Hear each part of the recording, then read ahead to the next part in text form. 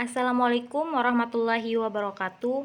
Perkenalkan kami dari kelompok 3 yang beranggotakan Gemala Sari dan Mujakir Taslim.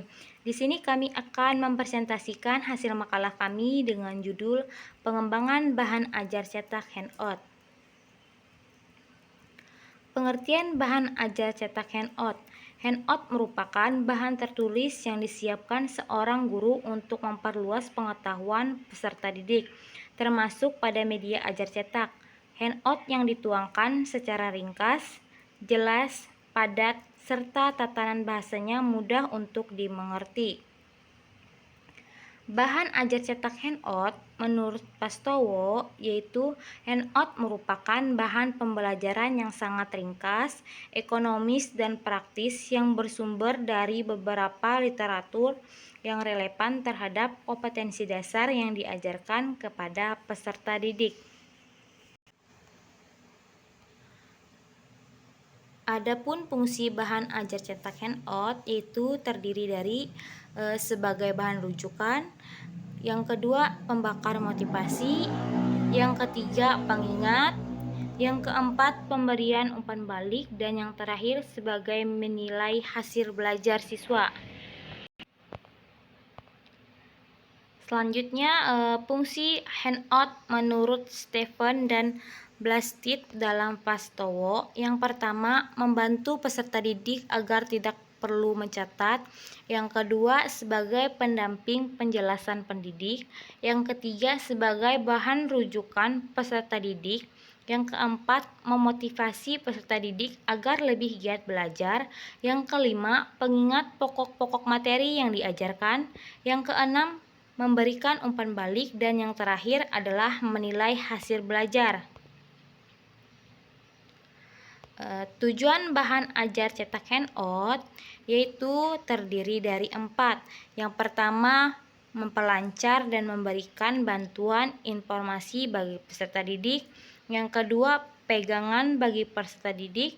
Yang ketiga, untuk memperkaya pengetahuan peserta didik. Yang terakhir, untuk mendukung bahan ajar lainnya. Kegunaan bahan ajar cetak handout yaitu handout dalam kegiatan pembelajaran memiliki beberapa manfaat, diantaranya memudahkan peserta didik saat mengikuti proses pembelajaran, melengkapi kekurangan materi, baik materi yang diberikan dalam buku teks maupun materi yang diberikan secara lisan oleh pendidik.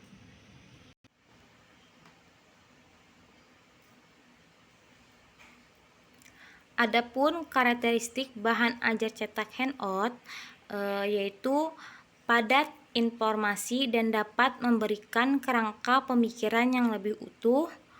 Kemudian media pengajaran penjelasan yang lebih rinci tentang isi handout.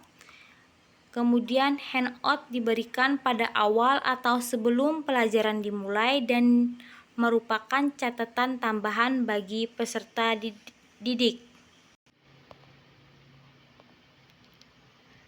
Selanjutnya adalah jenis-jenis bahan ajar cetak handout,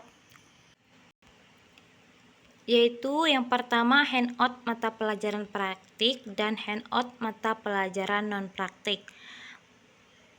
Pada jenis mata pelajaran praktik, susunan handout memiliki ketentuan sebagai berikut, yaitu yang pertama materi pokok kegiatan praktek, yang kedua instrumen, yang ketiga pembelajaran praktek, yang keempat pretest, yang kelima penggunaan alat evaluasi, yang keenam keselamatan kerja di laboratorium, dan yang ketujuh format identitasnya. Adapun mata pelajaran non-praktek yaitu acuan handout, yang kedua format handout, dan yang terakhir konten handout. Selanjutnya adalah kelebihan bahan ajar cetak handout, yaitu yang pertama dapat merangsang rasa ingin tahu dalam mengikuti pembelajaran. Yang kedua adalah meningkatkan kreativitas siswa dalam kegiatan belajar mengajar. Yang ketiga adalah memelihara kekonsistenan penyampaian materi pelajaran di kelas oleh guru sesuai dengan perancangan. Yang keempat adalah dapat memperkenalkan informasi atau teknologi baru. Yang kelima, dapat memeriksa hasil pembelajaran siswa. Adapun selanjutnya yang keenam, mendorong keberanian siswa untuk berprestasi. Yang ketujuh, dapat membantu pengetahuan, ingatan, dan penyempurnaan. Yang kedelapan, siswa dapat belajar sesuai dengan kecepatan masing-masing. Yang kesembilan, dapat mengulang materi. Siswa dapat mengikuti urutan pikiran secara logis. Yang ke-10, perpaduan teks dan gambar dapat menambah daya tarik serta memperlancar pemahaman informasi yang disampaikan. Dan yang ke-11, lebih ekonomis. Selanjutnya adalah kekurangan bahan ajar cetak handout, yaitu sulit menampilkan gerak dan suara. Bagian-bagian pelajaran harus dirancang sedemikian rupa, cepat rusak dan hilang. Umumnya keberhasilannya hanya di tingkat kognitif. Adapun langkah-langkah bahan ajar cetak handout yaitu analisis kurikulum, menentukan judul sesuai KD dan materi pokok yang akan dicapai. Yang ketiga, mengumpulkan referensi sebagai bahan penulisan disesuaikan dengan tingkat usia dan tingkat kelasnya. Kemudian dalam menulis handout, kalimat yang digunakan tidak terlalu panjang. Dan yang terakhir, mengevaluasi tulisan.